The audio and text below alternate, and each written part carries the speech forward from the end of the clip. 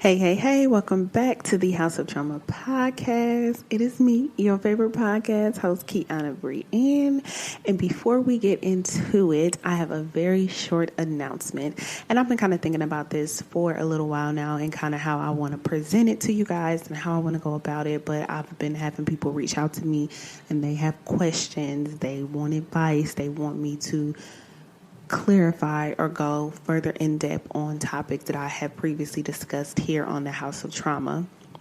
So I want to open up my inbox to advice questions, and you can submit your questions at hausoftrauma@gmail.com. That's hausoftrauma, hausoftrauma@gmail.com. This will be 110% completely confidential. You submit your questions, I read them here on the podcast, and I answer them to the best of my knowledge, to the best of my abilities. I can clarify things for you, and I think that it is a way for us to further connect, as well as me to further assist you on your healing journey, and to assist myself as well on my healing journey, because again, the conversations that I have with my listeners via my DMs, text messages, all of the above have been really motivational and inspiring for me, as well as equally inspiring for you guys. So again, I want to open up my emails to advice questions at hausoftrauma@gmail.com. Now let's get into it. Okay, so today we're about to get all up in my business.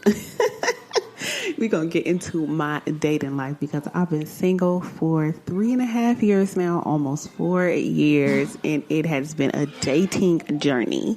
It's been interesting, okay? For lack of a better word, we're going to say it's been interesting.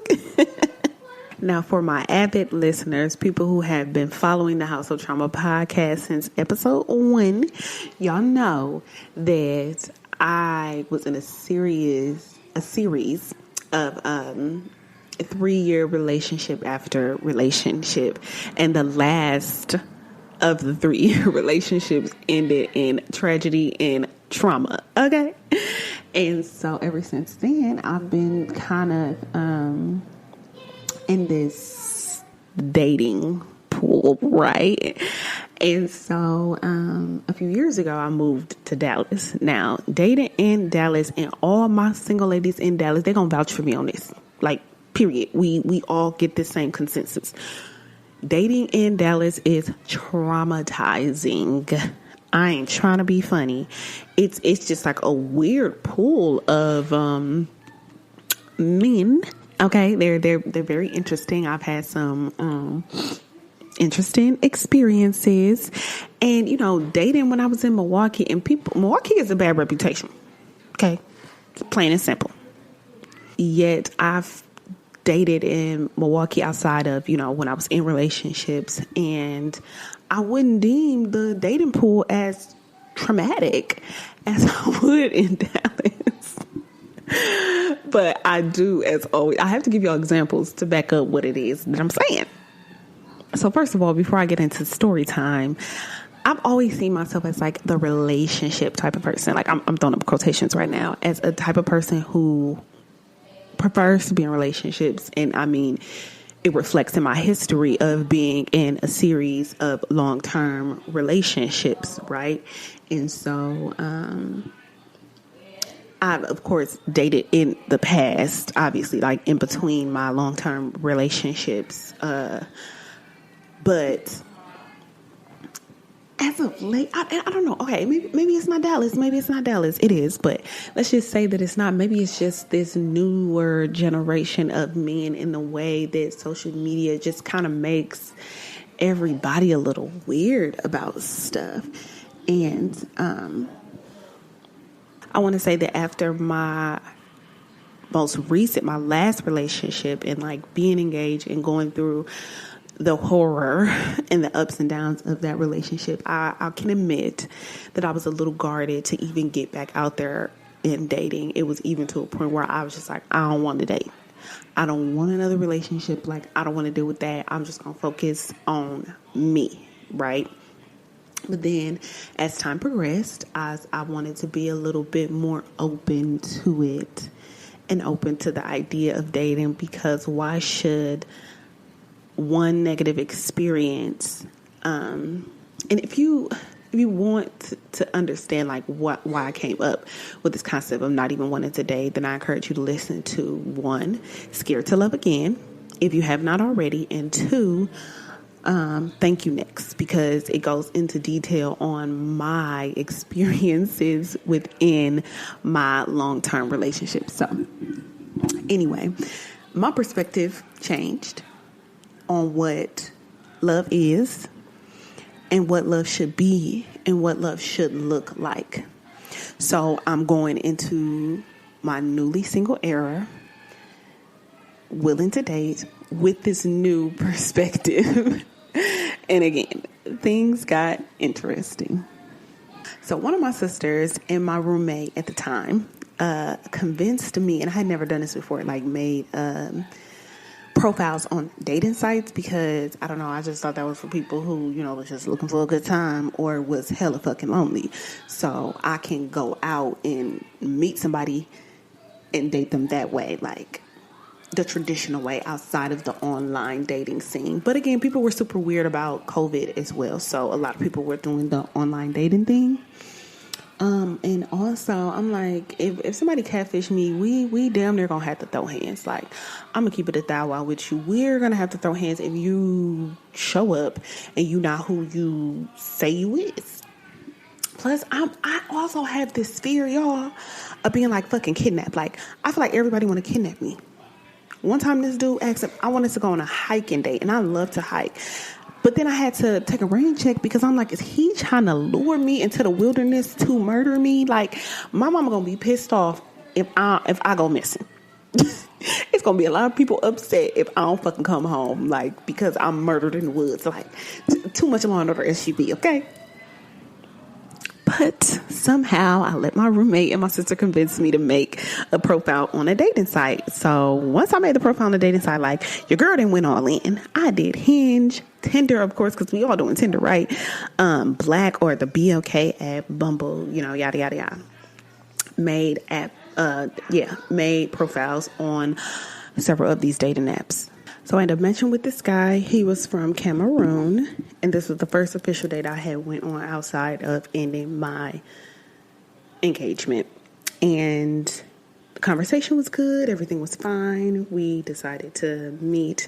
And I must admit, I was nervous because, again, this was my first time ever doing something like this. It was like a blind date. Like, you don't know who you're about to walk in to and meet. But we went to this restaurant in Dallas, and we had dinner.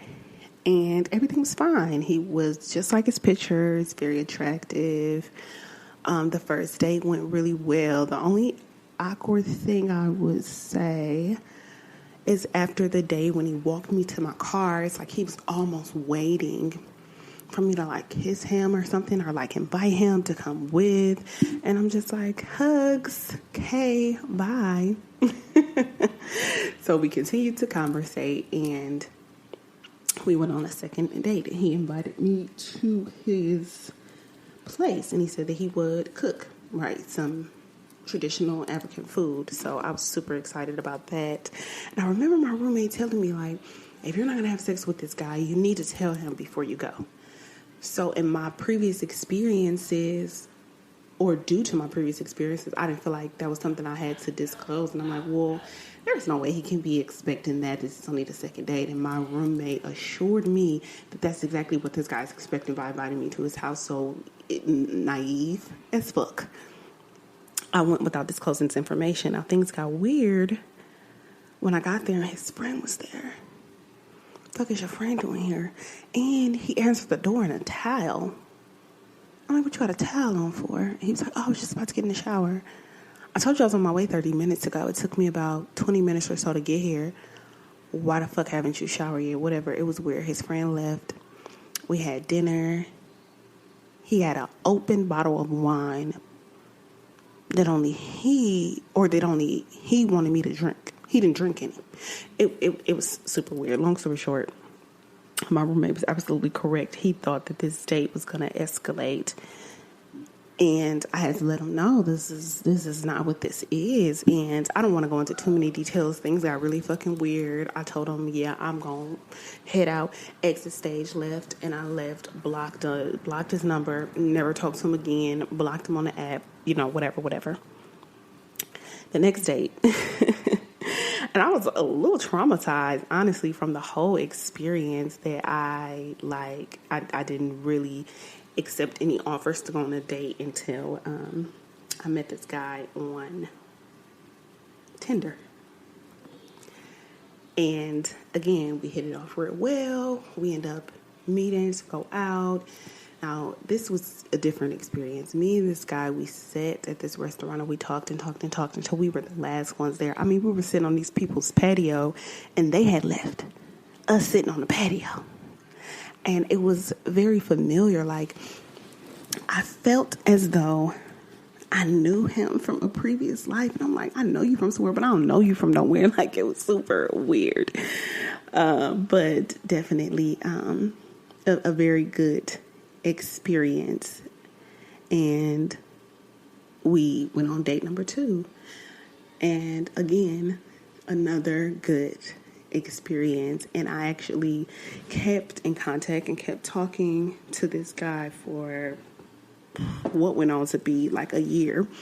And it eventually turned into a situationship. Now, he was very clear that a relationship, a commitment was not something that he wanted.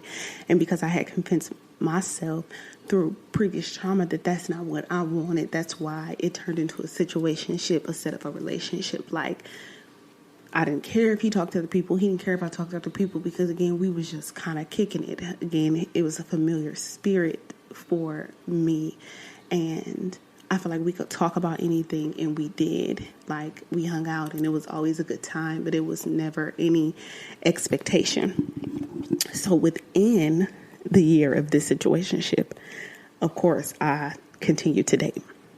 Now, keep in mind, as I continue to go date by date, I'm still somewhat entertaining this situationship.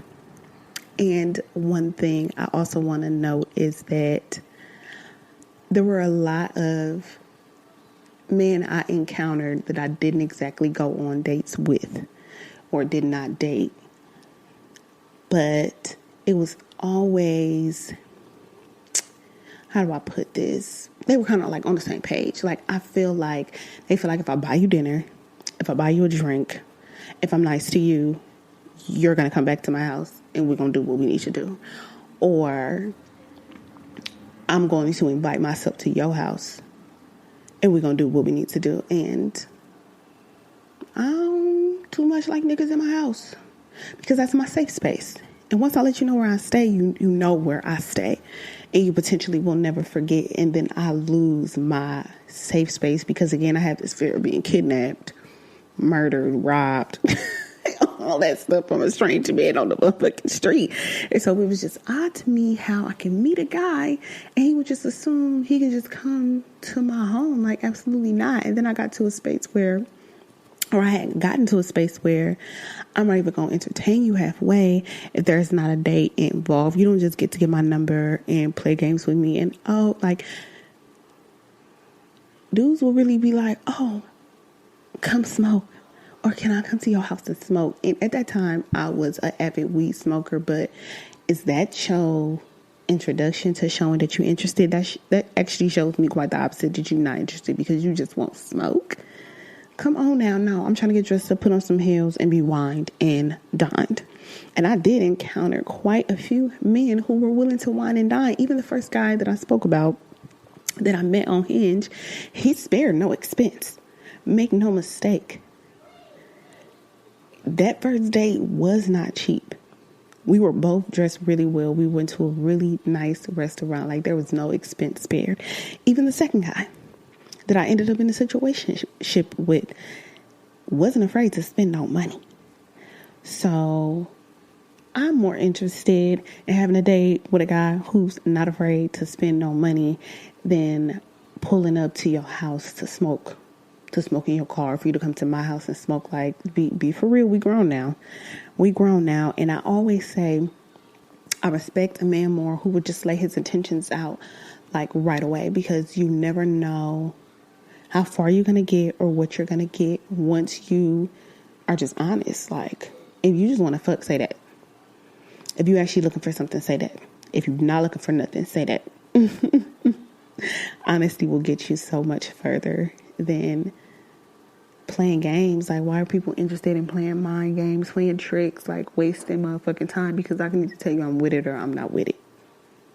Moving forward, after encountering guy after guy after guy who was just like on games, wasn't really trying to spend no money, for lack of a better word, because again, I wasn't necessarily in a space where I was looking for another serious relationship, because I had spent the bulk of my 20s, of my young adult years in a relationship. So I'm just trying to kind of see where things go. Me and my friends, we started to encounter men who, again, weren't really serious about being in relationships, but were willing to spend that money. We would go out to brunch, out to dinner, clubs, bars, and they were willing to not only spend on me, but to spend on my friends as well, and vice versa. Guys spending money on my friends, they want them, but, also spending money on me and, whoever else is with us. And it was just kind of like, I started to get into that loop, like into that routine, meet up with a guy. He's spending money on me and my friends, but then it all results in kind of like the same thing. Like, after a while, you want something from me that you're not about to get, so I'm going to have to cut you off. I even encountered every once in a while, not often, but a few times, guys who were really aggressive in the dating manner. And, some guys can't take rejection well, so I always have to approach situations like that very carefully. You know what I mean, ladies? Like, we got to approach rejecting guys very carefully, because we don't know how much their anger is going to get the best of them.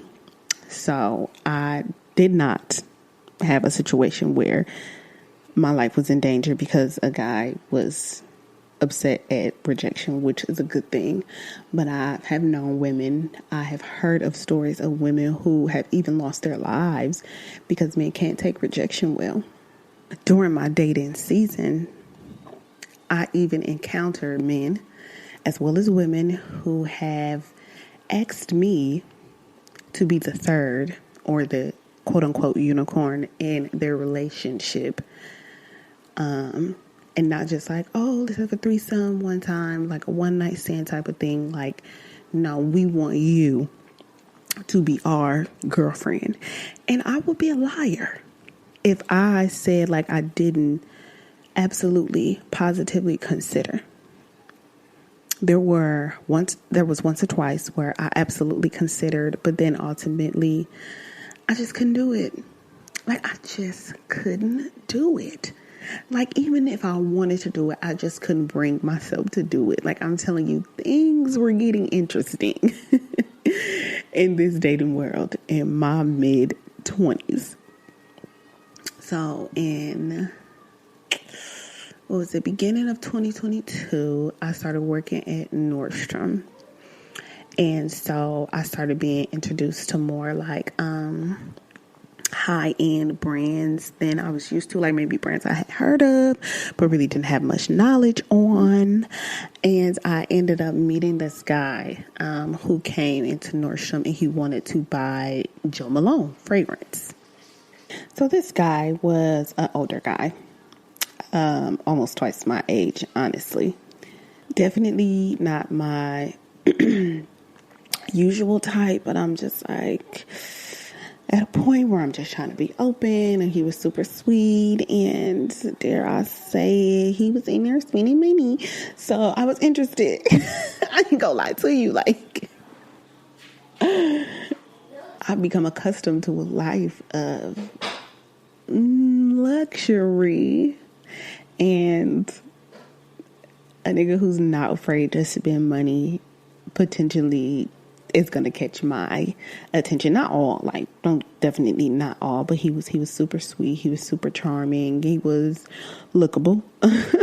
So we exchanged numbers, and then we ended up going on a date. And the first date, it was cool. It was nice, but I just felt like we didn't really have much in common. I don't know if it was the age difference or we just genuinely had different interest. And he continued to reach out to me. He wanted to go on another date. He wanted to go wine tasting, which is something I've always wanted to do and have not done yet in my life. And he wanted to do a lot of things and take me a lot of places, but I couldn't, in my heart of hearts, continue to play with this man because I knew that it was going to go nowhere. Now, I definitely could have just continued to date him and kind of see where it went, but I just couldn't. Like, I don't know. He's fucking boring. Like, if I'm going to be 110% honest, it all came down to him just being flat out motherfucking boring in comparison to the guys my age who I didn't think was boring. Like,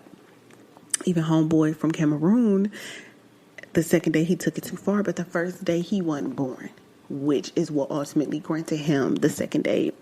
And the other guy that I met on Tinder, like, wasn't boring, which ultimately granted him the second date and the third, and how we ended up in a motherfucking situationship for over a year because my interest was piqued, and it was nothing about this man that was interesting, no matter how much motherfucking money he was spending. Because what do I tell people all the time? I can't play pretend. I can do a lot of things, but playing pretend, I can't muster up the strength to play pretend, which is also why my sugar baby lifestyle didn't work out either. But we not gonna get into that sugar baby lifestyle right now. Long story short, I couldn't play pretend, so it ultimately, unfortunately, it just didn't work out. He was boring. Like, I was asleep and I was falling asleep. I couldn't fake this conversation no further. And I always say, if I got more to say than the man I'm holding a conversation with, that's a problem. That's a real big problem if I'm holding up the conversation. So all the while, when I'm bored, I'm texting guy from Tinder, the Pisces. We're gonna call them the Pisces. I'm texting the Pisces like, I'm bored, come over, let's hang out. And he was the only guy, the 3 years I lived in Dallas, that I ever invited into my home, because he was the only one that I felt like I genuinely trusted and had a real connection and a bond with, and we could potentially have a genuine friendship or relationship if that's where we were both trying to go. But we have both already established that that's not where we were trying to go. Moving forward, the last guy in particular that I want to talk about, I met when I moved into my second apartment in Dallas, and I actually met him on my birthday, on my 28th birthday. I had like a luau, a pool party, and it was like in the apartment complex. So, and there was a lot of people like down by the pool, and y'all, I can't swim. Yeah, I can't swim. I keep like all my friends that I had in Dallas, like everybody could swim, everybody I was encountering could swim, but it was me who couldn't swim. So it was a random floaty in the pool, and I grabbed said floaty, and I was using it to float around the pool. It was only like 4 feet of water, but I still wanted to float around the pool. And so he ended up kind of coming along because he's probably like, who's this girl in my floaty? And long story short, we ended up exchanging numbers, and we consistently hung out after my birthday for a couple of weeks, and our relationship started to escalate. I mean, we was kicking it almost every day. He was teaching me how to swim, because like I said before, how we even encountered each other, I can't swim. I stole the floaty. And actually, correction,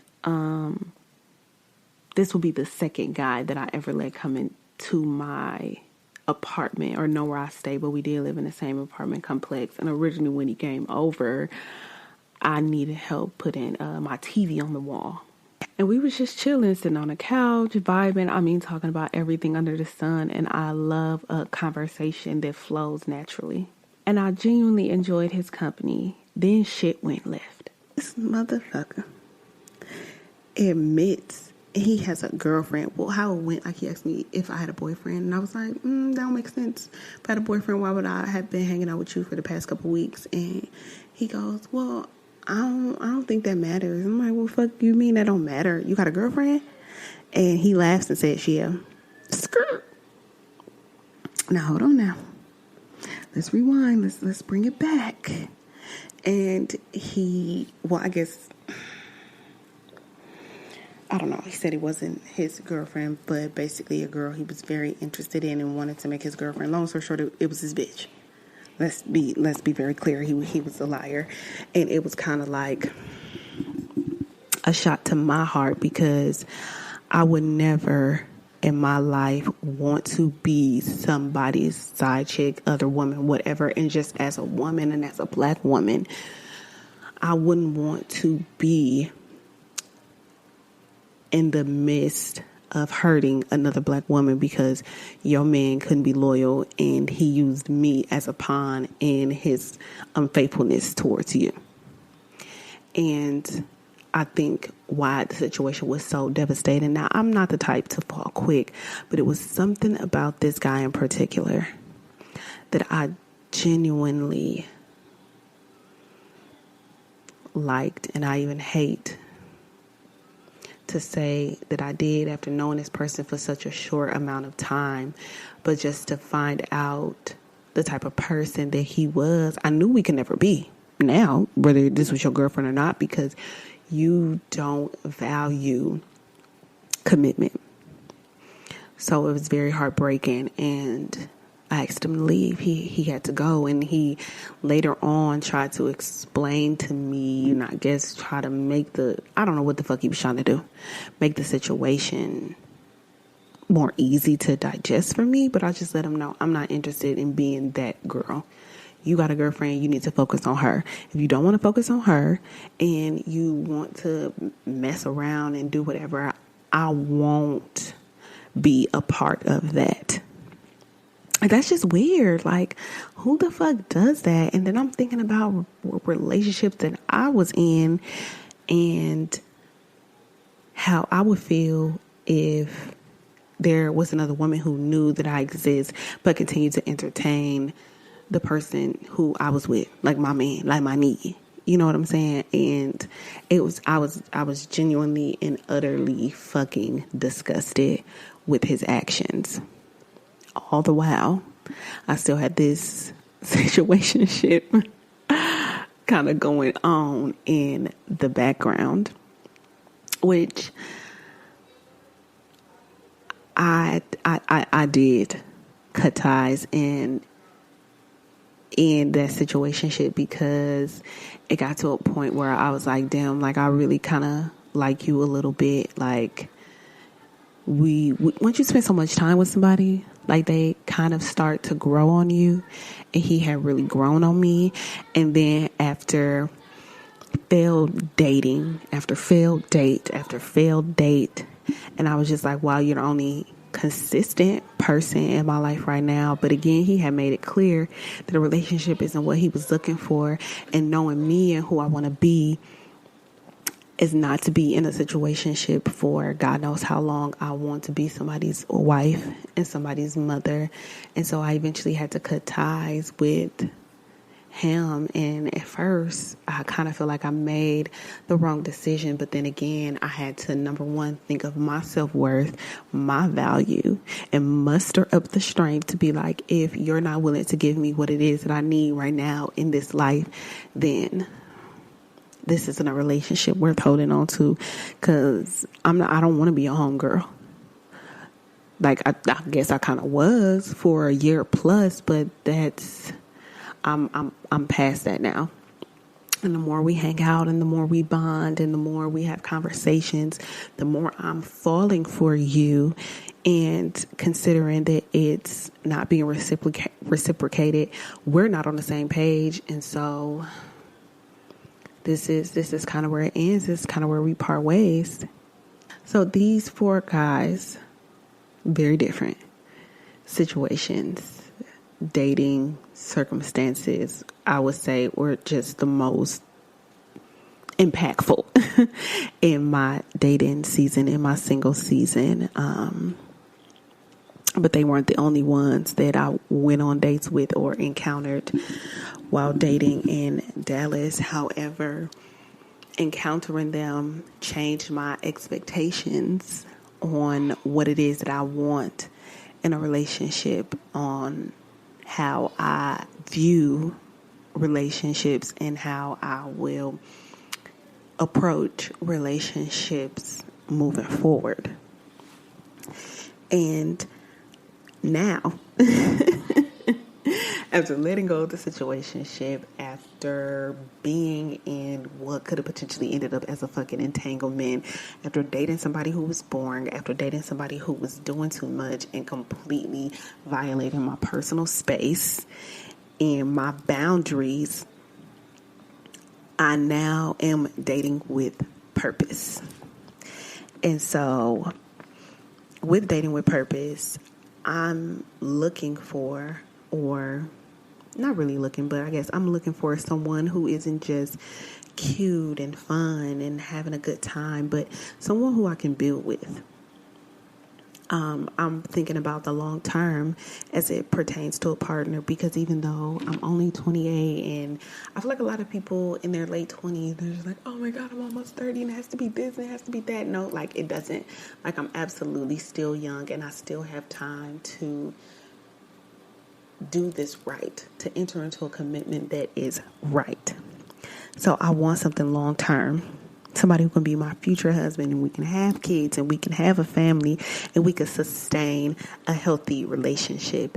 Because again, as in the Thank You Next episode, I talk about these long-term relationships that I was in, but they weren't healthy relationships.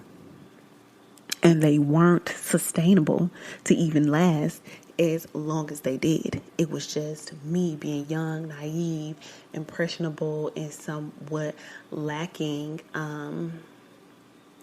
self-esteem that I even held on for so long.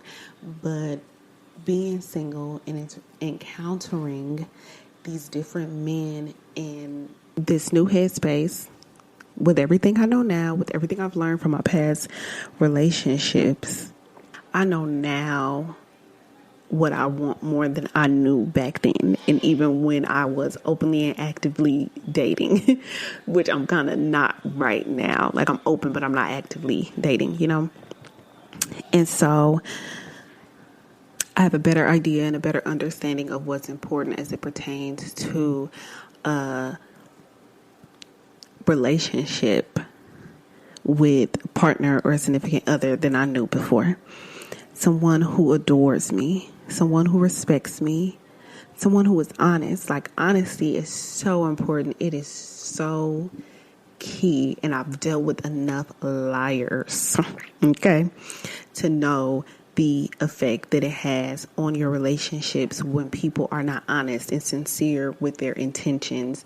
And I feel like that is just like, it's just top tier. Like we have to be honest and sincere with our intentions in a relationship, because if you enter into a relationship that's built on lies, it's not real. Like it's just not fucking real. And someone who is a provider. Now, I mentioned a couple times on meeting and encountering men who weren't afraid to spend money and how that interests me, but it's not just about the money. Like, it ain't no secret. I'm not being in a relationship and landing with a man who's not going to pay the bills and provide for the household. But not just providing in a financial way, providing mentally, physically, emotionally, like all that wrapped into one is super important. Somebody who's a true man of God, because if I'm putting God first in my life, you absolutely, as my significant other, have to put God first in your life, or it's not going to happen. It's not going to happen. Like that's literally my main focus right now. I won't even entertain a conversation with a man who I do not view as a true man of God, because it's not my job to enter a relationship with you and then try to convince you that God is real and we should pray and study our word and like truly be in covenant with God, like I need you to already have that aspect as being a part of you, because it's already a part of me. So then when we come together, there's not a disconnect as on who's first, which is our Lord and Savior, Jesus Christ. Amen. Amen. Somebody who accepts me, flaws and all, because I'm not perfect and I don't expect him to be. So I need you to accept my past traumas that I'm working on healing. I need you to accept my family. I need you to accept that I'm not perfect and I make mistakes, and we have to be open and communicative so that we can work through our issues, because I've been in a relationship before where men were not very good at communicating or open or wanting to acknowledge their flaws or wanting to accept my flaws. And again, that's not a good foundation for any type of relationship, right? And again, I don't need you to be perfect, but I need you to be willing to learn and grow with me. So this newest season of my life, I'm dating myself. I'm dating myself, and what I've learned from dating myself is, baby, do I love me. I've been taking myself on dates, treating myself, honoring my word and my boundaries to myself. Because one of the most important things you can do for you is be the person that you want to be with. Did you catch that? If I'm praying and pretty much demanding that God brings forth the partner for me that has all these credentials, this mean all these criterias, well, it's important for us to be equally yoked. And in order for us to be equally yoked, I have to exhibit the qualities of the person that I'm asking for. If I want someone who's honest, respectful, and a provider, I have to too be those things, right? If I want a husband that's a true man of God, I have to be a true woman of God. If I want someone who accepts me, flaws and all, I have to be willing, number one, to accept my own flaws, but also be open to accepting this person and their flaws, right? I have to be the woman I want my husband to be. I have to exhibit the qualities I want my husband to exhibit for us to be equally yoked. And to be equally yoked, we have to be compatible. Our values have to be aligned. If you're with someone and you're not equally yoked, you're not working together to get tasks done, but you're working at odds. You have to ask yourself, do you have the same beliefs, values, and morals of the person you are in relationship with? Are y'all on the same page? Do y'all want the same things out of life? Do you feel like your purpose can encourage and help grow this other person's purpose, and vice versa? Can this person help encourage, grow, and motivate you to truly live in your purpose? And from all my dating history, whether it was just people I was dating, whether it was people I was in relationship with, people I came across and either entertained or was in situationships with in the past, I can honestly say I don't believe that there was one person to whom I was equally yoked. And that's why they didn't work out.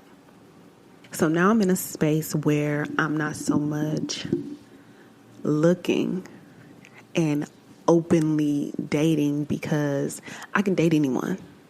I can go out with anyone. There is no shortage for me on the men who I can date or be in relationship with. Where the shortage comes into play is the men I encounter to whom I am equally yoked.